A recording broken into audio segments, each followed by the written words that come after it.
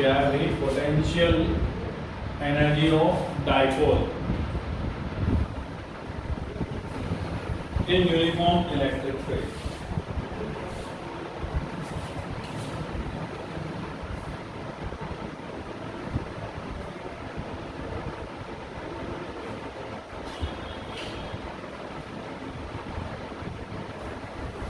अब potential energy of electric dipole लिखा नहीं आता, यूनिफॉर्म इलेक्ट्रिक फील्ड। तो एनर्जी जो वर्क डन हम करते हैं उसके बराबर होता है, यानी जो हमने वर्क डन किया है वो साइड अमाउंट में करनी है, यानी वर्क डन तो जाना है और वर्क डन को आगे कन्वर्ट किसमें कर देना है, एनर्जी सारी नाम पता वही रहेगी, पूरी हुई वर्क डन का निकालेंगे जो भी हमने किया है सेपरेटाइजेशन, फिर लास्ट में क्या करते हैं उस वर्क को एनर्जी में कन्वर्ट कर दें। ठीक है, रामायण में लिखनी है।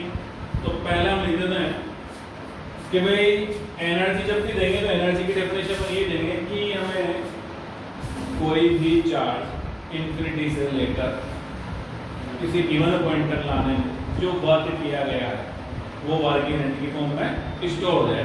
तो लिखो the work done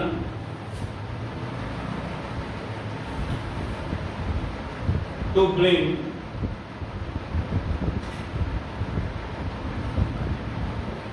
any unit positive charge from infinity to a given point। तो ये अपन डायपोल की बात कर रहे थे, तो यहाँ चार्ज के डायपोल लिखो, अपन तो इन्फिनिटी उसको भी कर रहे काम, जो चार्ज है ना अपन यूनिट चार्ज उसकी जगह डायपोल कर दो, पॉजिटिव यूनिट चार्ज को डालो और डायपोल, अपन डायपोल की बात कर रहे थे। From infinity to a given position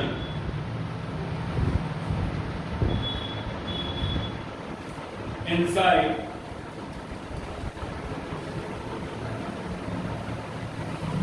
electric field.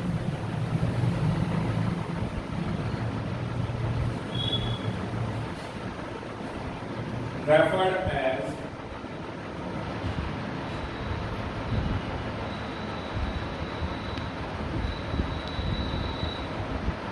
potential energy of a dipole।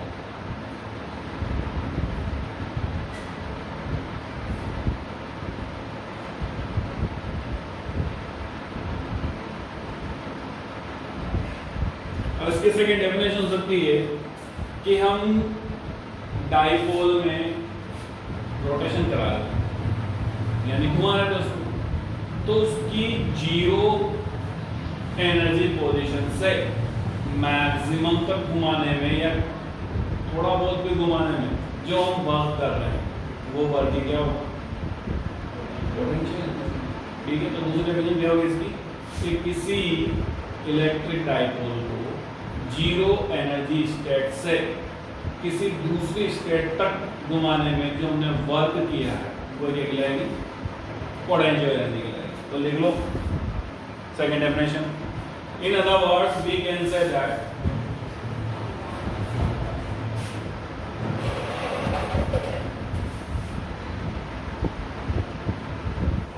The work done to rotate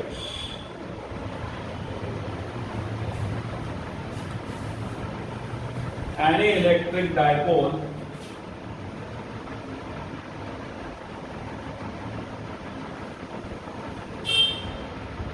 at a special position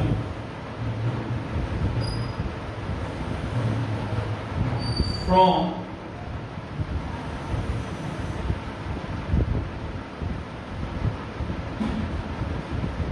zero energy state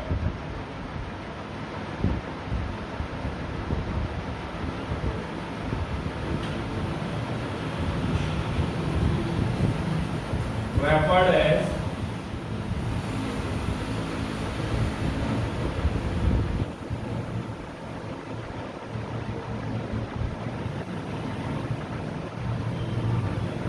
potential energy of that dipole।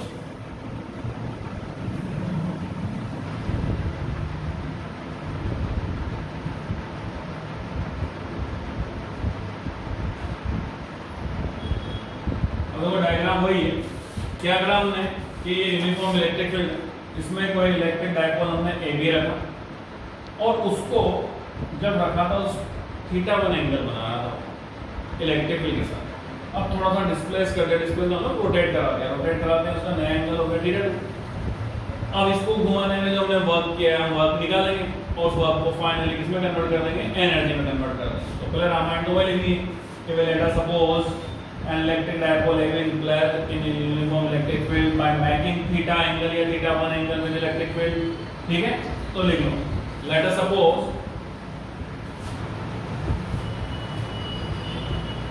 an electric dipole AB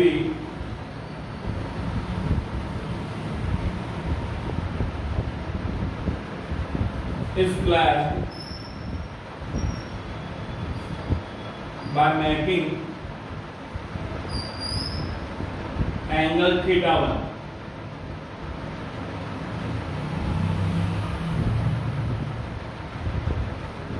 with electric field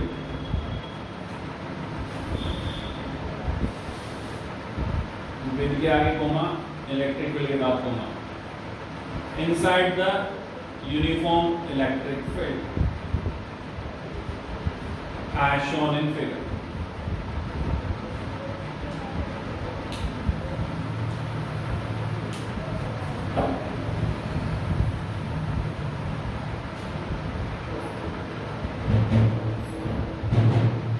अब हमने जब निकाला था work उसमें हमारे पास cos theta आएगा और cos 90 degree कितनी होती, 0।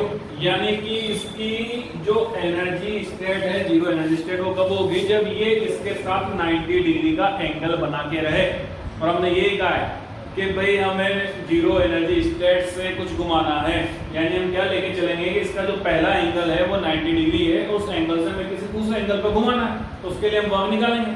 तो हमारे पास लैंग्वेज क्या होगी कि भाई हम इसको घुमा रहे हैं कहां से, जीरो एनर्जी स्टेट यानी कि 90 डिग्री के एंगल से किसी दूसरे एंगल तक। तो लेवल नेक्स्ट लाइन में to provide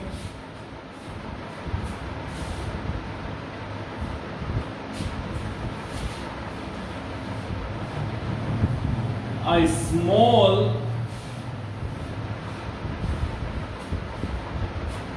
angular displacement d theta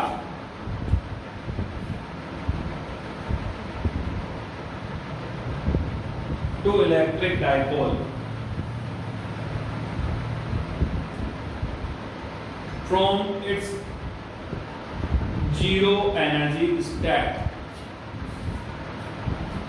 from its zero energy state, the work done is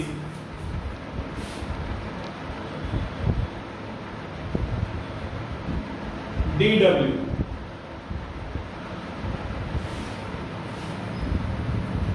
हो गया।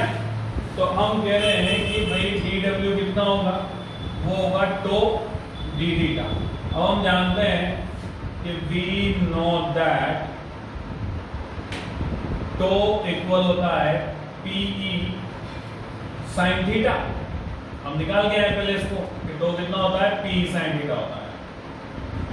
तो from equation first and second क्या मिल गया भाई हमें कि dW इक्वल हो गया PE sin theta d theta. ये आई हमारे पास इक्वेशन था। अब ये तो स्मॉल वर्क है, जो स्मॉल डिस्प्लेसमेंट दिया है।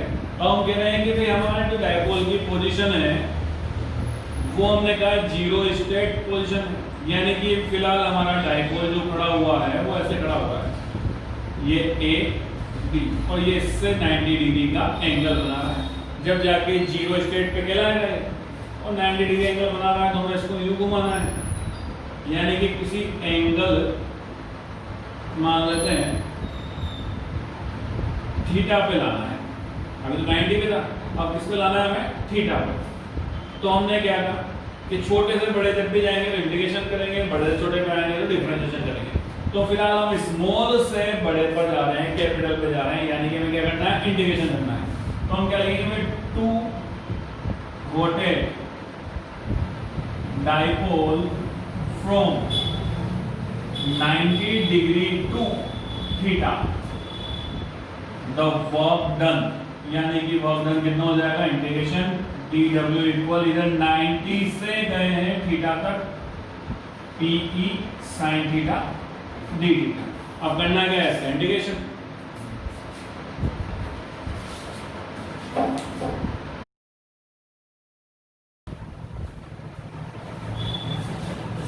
तो करो इसका इंटीग्रेशन, नहीं क्या आता है इंटीग्रेशन करने पर। पहले तो है w, pe कांस्टेंट बाहर, 90 से theta sin theta d theta, तो p तो बाहर और sin का हुआ माइनस कोस 90 से थीटा, तो माइनस कोस थीटा और minus minus cos 90, upper limit minus lower limit, तो ये तो हो गया 0, कोस 90 0, ये बचा माइनस कोस थीटा, तो माइनस हमने लगा दिया आगे।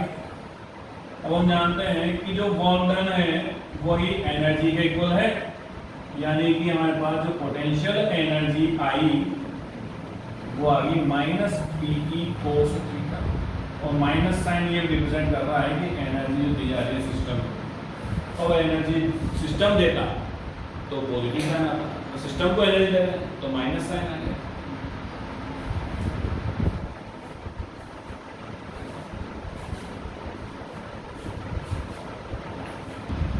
Intensity of electric field due to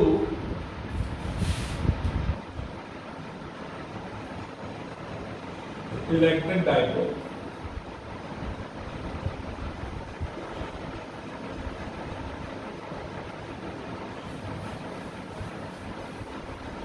electric dipole. अब इलेक्ट्रिक डाइपोल क्या है, हमने भी रखा है ना कि ये है, तो ये इलेक्ट्रिक फील्ड दिख रहा है। अब हम कह रहे हैं कि भी इसकी इंटेंसिटी निकालनी है, तो हमने कह दिया कि भाई इलेक्ट्रिक डाइपोल रखना, हमने कैसे भी रखा, ये रख दिया। अब इस इलेक्ट्रिक डाइपोल पर जो इंटेंसिटी वर्क करेगी, या तो वो इसके एक्सिस में करेगी डाइपोल के में, या इसके परपेंडिकुलर बाहर की ओर करेगी। दो जगह हम ले सकते हैं, तो एक्सियल स्टेट हो सकती है या दूसरी इक्वेटोरियल हो सकती है। कौन सी हो सकती है, इक्वेटोरियल। अगर एक्सियल है तो ऐसी कंडीशन में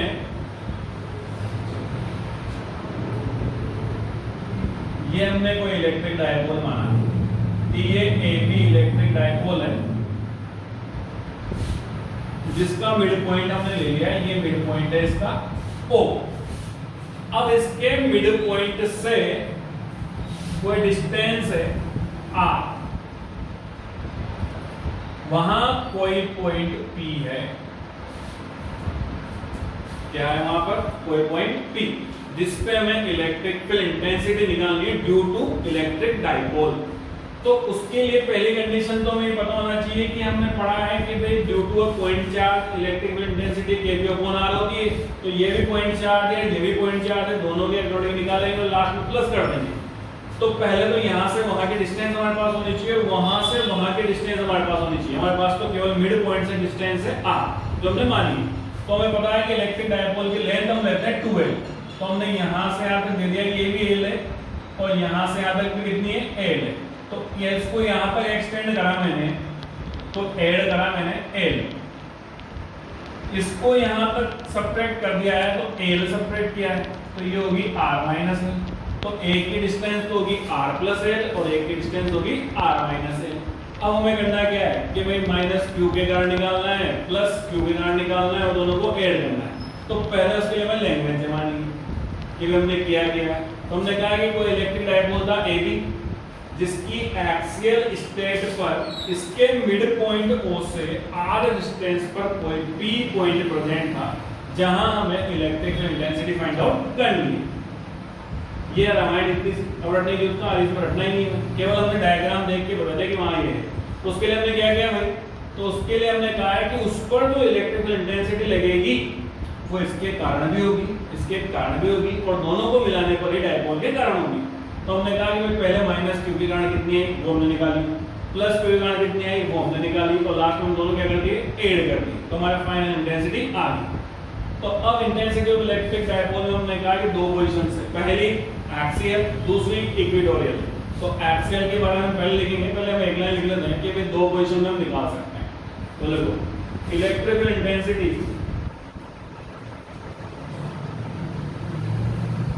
due to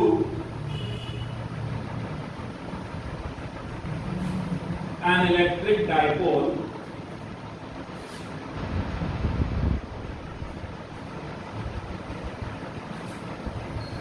may be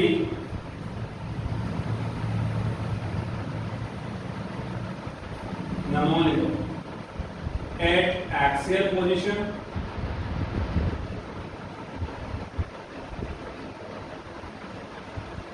second at equatorial position.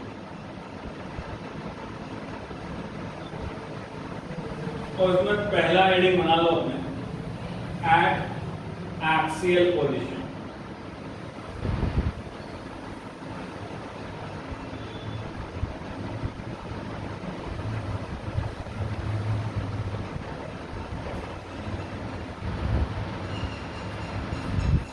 अब यहाँ पे पहली चीज डायग्राम से देख के रामायण। अब एक चीज में अपन डायरेक्शन भी दे देते हैं, चलो इलेक्ट्रिक फील्ड की डायरेक्शन किसकी किधर होगी, तो ये जो पॉजिटिव चार्ज है इसके कारण तो इलेक्ट्रिक फील्ड की डायरेक्शन होगी इधर, तो मैंने मान लिया ये ई की। लेकिन नेगेटिव पे तो टुवर्ड टू नेगेटिव होगी ना, तो हमने कह दिया इसकी डायरेक्शन है ये और ये होगी हमारी E1। तो इसकी तो हमने ली E1, इसकी हमने ली E2, इसकी डायरेक्शन है B से P की ओर, इसके डायरेक्शन है P से A की ओर। तो अब पहले चीज है हमारे पास रामायण लिखना। तो रामायण में कि let us suppose an electric dipole AB having length 2L as shown in figure, we will find out electric field intensity at point P which is placed at R distance, ये थोड़ा सा इसको यहाँ लिख देता हूँ ताकि अलग लगे, from its midpoint O। बस ये रामायण खत्म। तो देखो let us suppose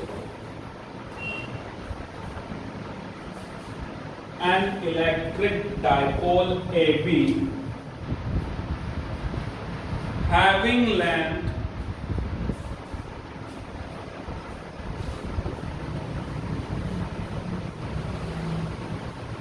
(2L)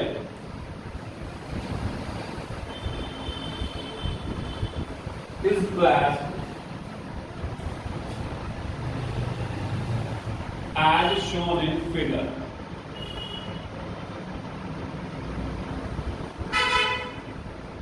We will find out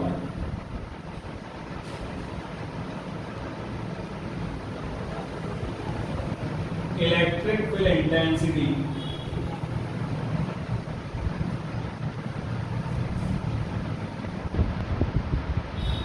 at point P,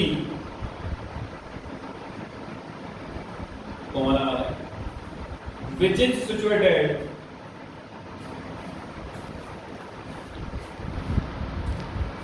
at R distance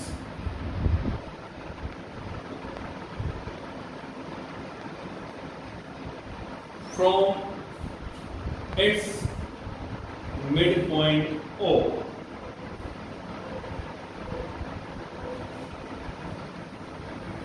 On axial line, ये कंपल्सरी है मैं बताना कि एक्सियल लाइन क्या कह रहे हैं, क्योंकि इक्वेटोरियल लाइन समझ लगे क्योंकि ये तो बताया नहीं इक्वेटोरियल लाइन होगी इसमें, तो एक्सियल लाइन फुल स्टॉप लगा दें। अब डायग्राम में देखें तो पहले हम ये देख लेते हैं, एक साथ पहले डायग्राम बताना है उसके बाद डेफिनेशन बतानी। तो electric field intensity at point P due to -Q charge. तो हम जानते हैं कि भाई इलेक्ट्रिक फील्ड इंटेंसिटी जो है इसके कारण में मानी E1 और ये होगी के Q1 अपॉन R1 का square in the direction of PA। Direction क्या है इसकी? PA। P से लग रहा है कहां की ओर? A की ओर।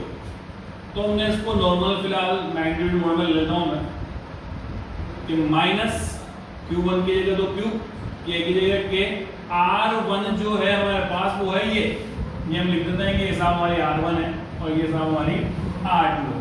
तो R1 ये है तो R प्लस L का स्क्वायर,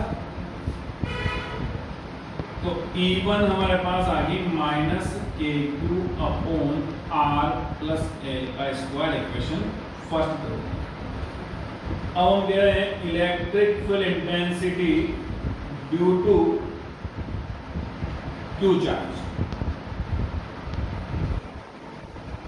तो Q चार्ज की बात करें हम तो ये हो गया E2 KQ upon R square, यानी कि R2 है यहाँ पर और चार्ज Q2 है तो Q2 चार्ज हमारा Q है तो KQ अपॉन और जो हमारा R है वो है R माइनस L का स्क्वायर, ये आई हमारी इक्वेशन सेकंड। अब जो टोटल इलेक्ट्रिक फील्ड इंटेंसिटी होगी वो होगी इन दोनों का sum, since E equal E1 plus E2 तो E इक्वल E1 ये है हमारे पास minus KQ upon R plus L का स्क्वायर प्लस E2 हमारे पास है KQ upon R minus L का स्क्वायर। तो कहां से रखे साहब हमने from equation first and second.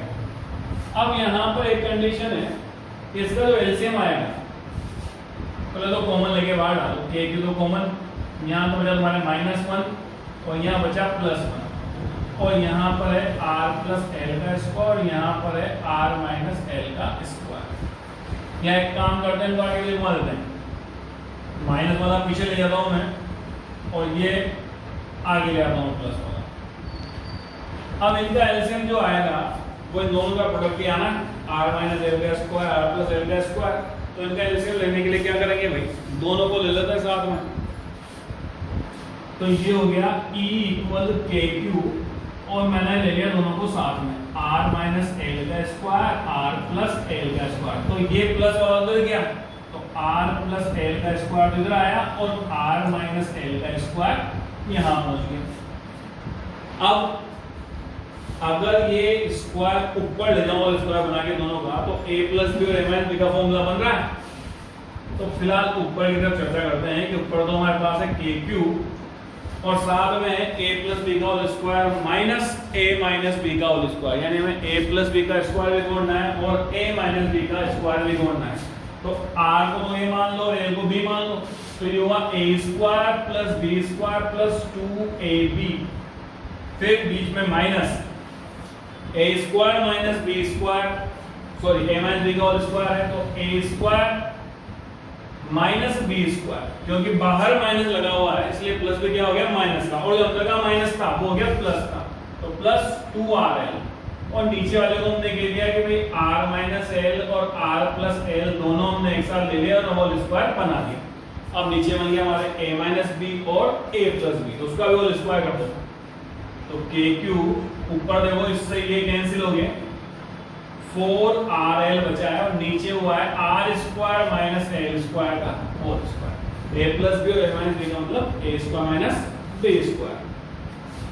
अब यहाँ पे एक काम करते हैं कि R कॉमन ले रहा हूं मैं यहाँ से, तो ये R कॉमन आया तो R स्क्वायर तो पहले था, ऊपर स्क्वायर और इसके बाहर कितना निकल के आया R की power 4, 1 minus L square upon R square की पावर 4। तो हम कह देते हैं कि साहब जो L अपॉन R है वो वैसे बहुत छोटा हो गया R से, तो इसका जो स्क्वायर होगा वो तो गरीब बहुत ही ज्यादा छोटा हो जाएगा, तो हमने इसको क्या कर दिया भाई नेगलेक्ट कर दिया। सो L square upon R square is neglect कर देते हैं, यहां तक का लिखो, फिर आगे के रामायण लास्ट की हम पूरी कर देते हैं।